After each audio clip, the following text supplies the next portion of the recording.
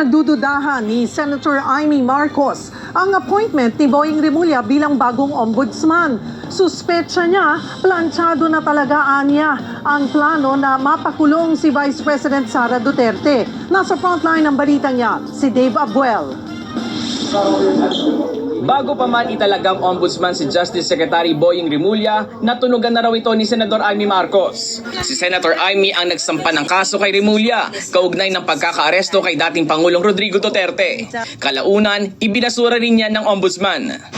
Kasi nag-tumbling ang ombudsman. Pag-tumbling para i-dismiss yung mga kaso. Dismiss ka agad, lahat baseless. Pagkatapos mag-issue ng clearance. Talagang kinakana ng todo-todo. Tingin ng senadora, pinaplano talaga ang pagpapakulong kay VP Sara Duterte. Mukhang planchadong-planchado na. Kung hindi makakalusot yung impeachment, nako ang plan B, diretso na tayo sa plan C. Planchado na ang lahat. Naninindigan naman ng Malacanang sa pagkakatalaga kay Rimulya bilang ombudsman. Hindi raw ito para tugisin ang mga kalaban sa politika.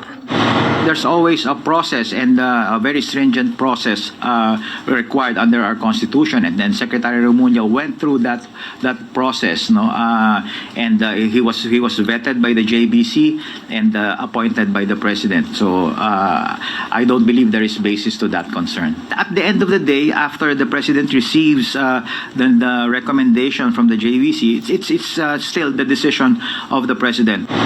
Ang Liberal Party, umaasang hahabulin ni Rimulya ang mga korap. Nakabantay daw sa mga kilos ng bagong ombudsman.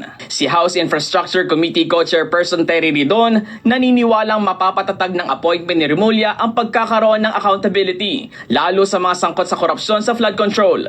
Isusumite raw nila sa ombudsman ang lahat ng transcripts, dokumento at mga ebidensya ng kanilang hearing. Agad namang kinondina ni Davao City 1st District Representative Paulo Duterte ang bagong posisyon ni Rimulya. Pero dahil sa dami raw ng problema ng mga nakaupo ngayon, kailangan nila ng tulong para mapagtakpan daw sila. Yan ay kahit na tila pangungutya na ito sa konstitusyon. Nagbabalita mula sa Frontline, Dave Abuel.